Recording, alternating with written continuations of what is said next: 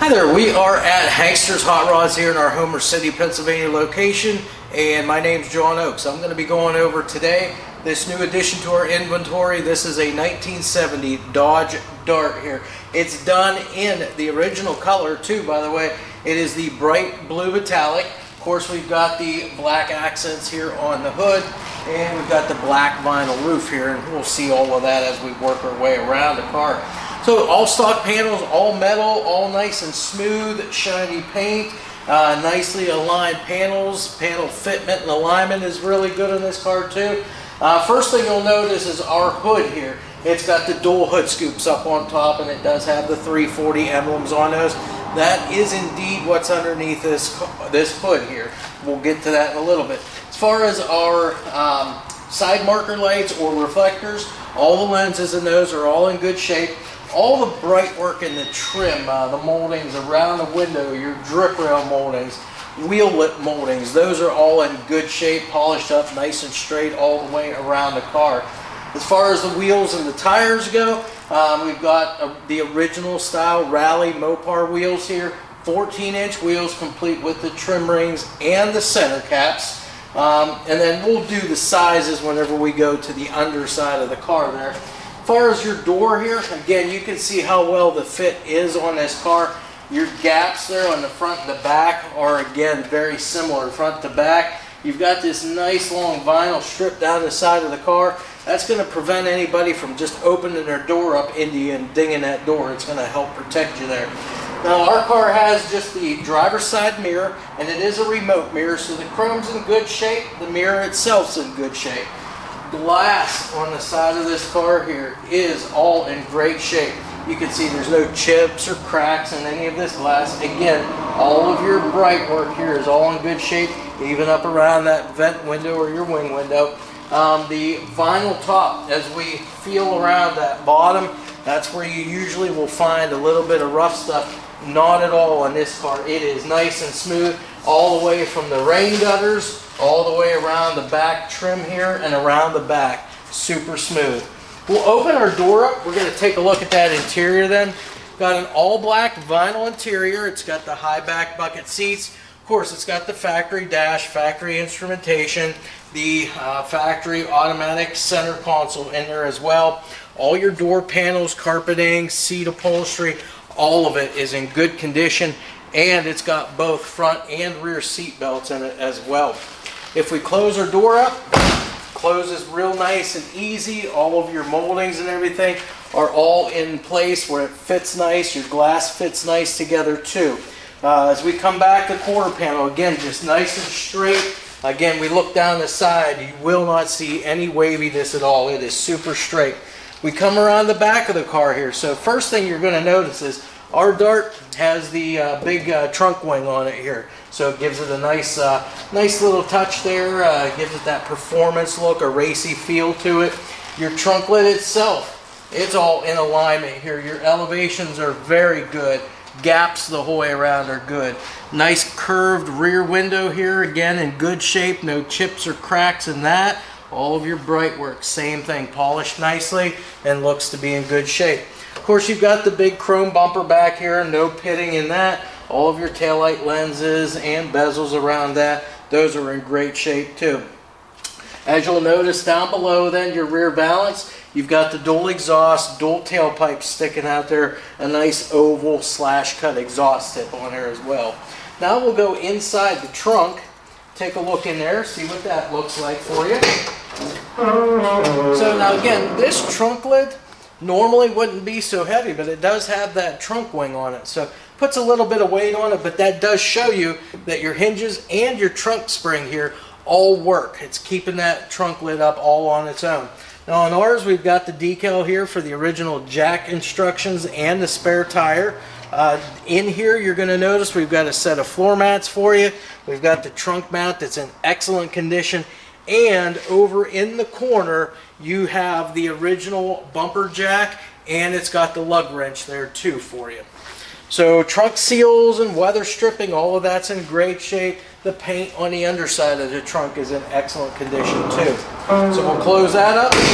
You can see the Dodge script emblem there too. That's in excellent shape, nicely polished up. As we come around now the passenger side, same thing over here, so I don't really need to go over too much. All of your panels are in alignment with one another, so your elevations on your door with your quarters and your front fender are dead on. Your gaps with the front of the door and the back of the door are very uniform on this car too. Again, straight as can be down the sides. Let's open up, that way you get to take a look at the interior from this side too. Again, factory dash, you won't see any cracks in that dash pad. You won't see any fading or rips in the carpeting, and again, no rips or tears in any of the seat upholstery on this car. Weather stripping and seals around the door and the windows are all in great shape. Door closes easy. Glass is in great shape on the passenger side as well. So we'll come around now all the way to the front of the car now. So we'll talk just a little wee bit here, the grille.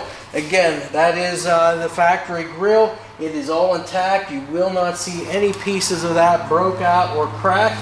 Your parking light or turn signal lenses here, those are in great shape. Your headlights, just your traditional sealed beam units, so high and lows are there. Glass lenses, and the lenses are in great shape as well.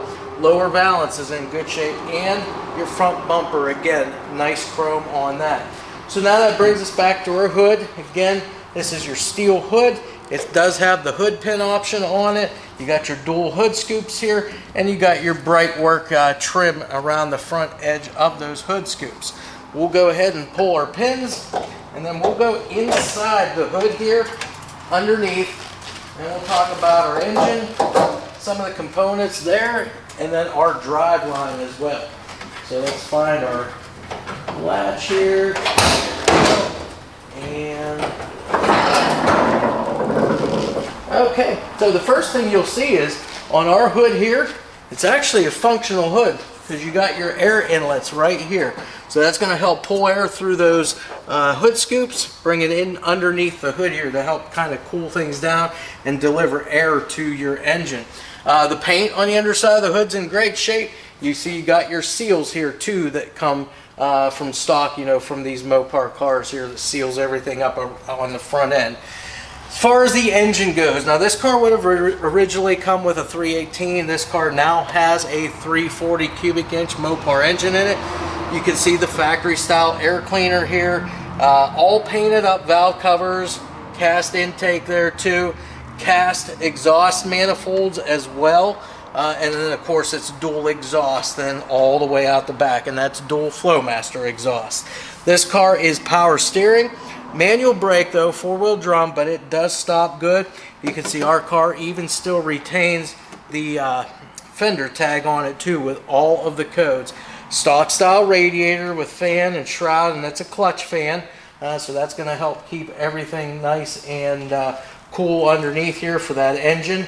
So that's pretty much it with your motor. Now as far as the rest of the drive line, you're going to have a Torqueflite 727 automatic transmission in here, and then you're also going to have the Mopar 8 3/4 inch rear end. It does have a 323 gear in it, and that is a POSI unit. So again, a nice drive line for this car. Doesn't take a whole lot to get one of these things going because they're not a real big car, but again, nice looking ride, original color, all of that. So again, it's a nice package here for somebody that wants a nice looking cruising car, and it's a Mopar too, and it's got some performance to it. So with that said, we've been around the outside, we've been inside the car, now under the hood. Now the next thing is we'll get it on our lift, get it up in the air for you, take a look at the underside, and then fire up that engine. Alright, so we are standing underneath our 1970 Dodge Dart here. We're going to go through the underside as we do with all of our vehicles. I'm going to point out to you exactly what we've got as far as steering, suspension, brakes. We're going to go through driveline, and we're also going to check out naturally the floors and the frame while we're underneath here. So starting up here at the front, we're going to go through kind of the suspension and so forth there. Starting off with the front K-member. This is the part of the car that everything is basically bolted off of. The K-member is in excellent shape, nice and straight underneath here. It doesn't look like it's ever been banged off of anything. It's nice and straight. Far as our suspension components, we're gonna have the stock steel components here all stamped out. The upper and lower control arms, those are all stock. Now again, on a Mopar car, for most parts, these are going to be like a strut rod type front suspension with the torsion bars, and that's what this has. Got your front strut rods, all your bushings are all in good shape on those, and our torsion bars back along the side here too. Those are good. All the bushings on those are in great shape too. Now what this car has in addition to all of that, it's got both the front sway bar. It looks like a heavy duty sway bar up front. It's also got a rear sway bar on it. So this thing should handle really, really well for what it is. Now as far as the steering, we've got power steering. All of your components, again, are going to be all stock. Your tie rods and ball joints, those are all in good shape too. Everything's been greased up, so it's been maintained well underneath here. So that's your steering. While I'm up here, we might as well just start with the drive line and then we'll work our way backwards. So as far as an engine, I know this car would have originally come with, I believe, the 318, but we've got a 340 here. We have behind that the Torqueflite 727 automatic transmission. Our oil pan, as we inspect it here, and our trans pan, it's all dry. No leaks whatsoever around those, so that's good. Then comes back to our transmission cross member and the mount. Again, those are in great shape. Drive shaft here, balanced, so it eliminates any kind of drive line vibrations. And then we finish that drive line off with this Mopar 8 3/4.